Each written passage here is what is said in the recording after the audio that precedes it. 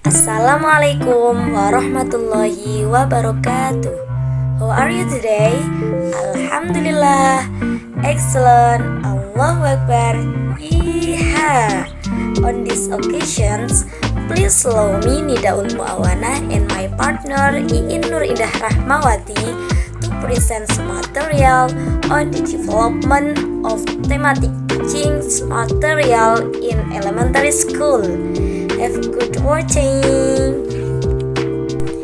In our presentation, there will be 4 topics discussed. The first topic is about the nature of teaching materials. The second topic is about teaching material development principles. And the third material is about steps to develop thematic teaching materials. And the fourth topic is about implications of thematic learning in the independent curriculum. Teaching materials.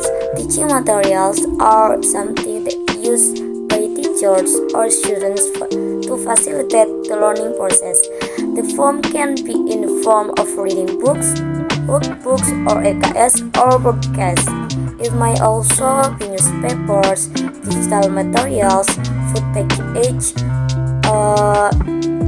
photos, and etc. Direct conversation by inviting native speakers, instruction given by the teachers, written assignment, card or discussion material between students. Thus, teaching materials can be in the form of many things that are seen as being able to increase the knowledge and or experience of students.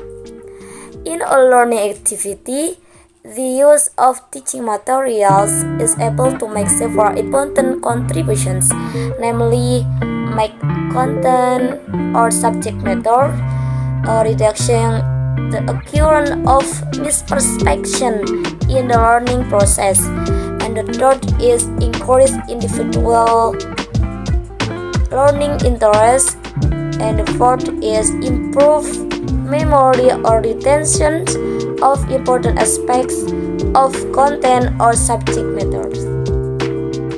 According to Ministry of National Education, learning materials must pay attention to the following principles. The first is true and valid. The material used must be tested for truth, not content that or even be controversial. The material outline doesn't cause confusion to students. Second, the level of importance or usefulness. In choosing teaching materials, it is also necessary to consider the extent to which the material is important to learn. It is important for whom and why it is important. The material must be in accordance with KD and the applicable curriculum. The third is interested. Presenting pictures or illustrations of popular stories can foster special interest for students. Likewise, with the presentations of texts that give them the freedom to choose. For these reasons, the display or presentation of teaching materials must also be attractive. The fourth is consistency. The consistency of teaching materials relate to aspects of content, structures, presentation, and illustrations. And the last is adequacy. The teaching materials staff should be sufficient enough to help students master a competency. The development and deepening of teaching materials should not be too little or too much. The steps for developing integrated thematic teaching materials are: first, determination of theme. In the development of teaching materials, the theme is determined based on the interest or familiarity of the students with it. In addition to the connectedness between the KD or basic competencies that will be combined, determination of themes can also be determined based on considerations of closeness between KD of several subjects. Second, designing learning materials and activities.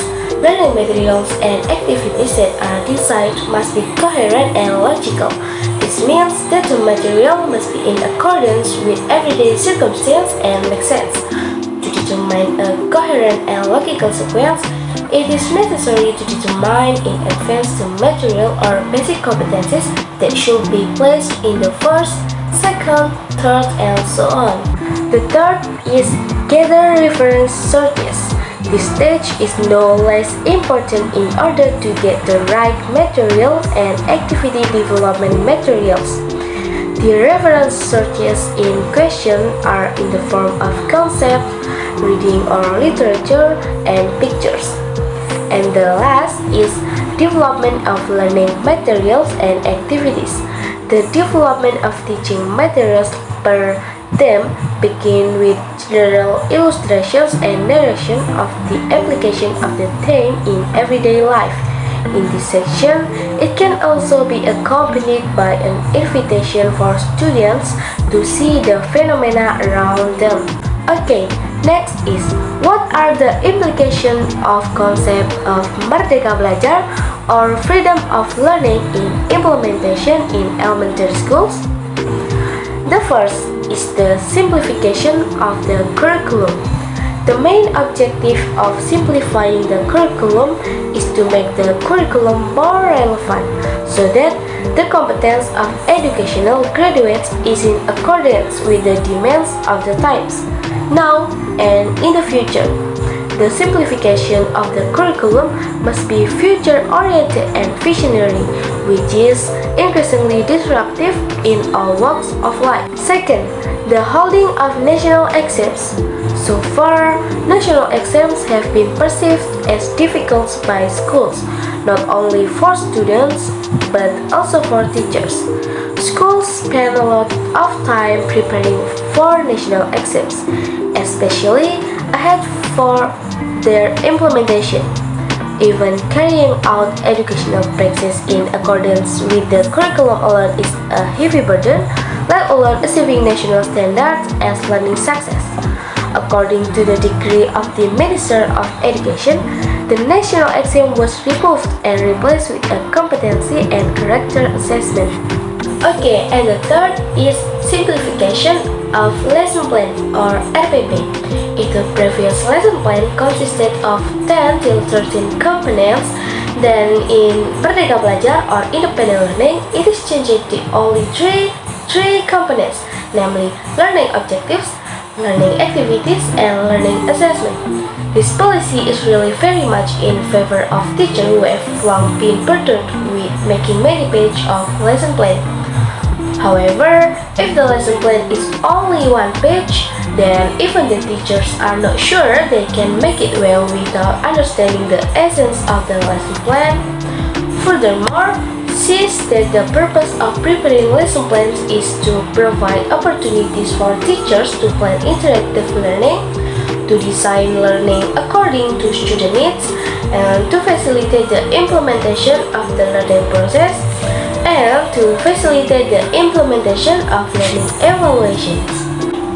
Fourth, the teacher's profession.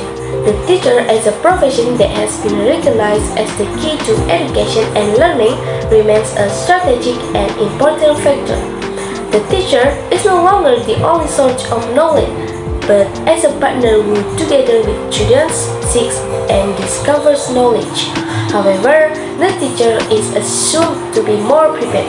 Because of that, it is important that teachers have knowledge and skill as educators, not just broadcasters.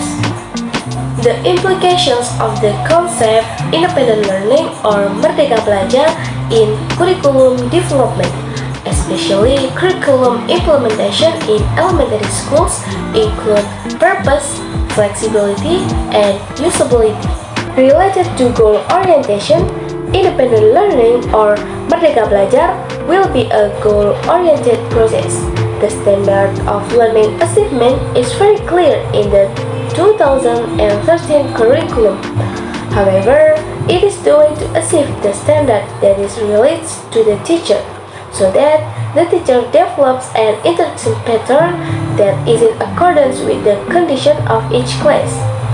This is where the teacher skills are required to improvise, so that learning is more effective, enriched, interesting, and fun.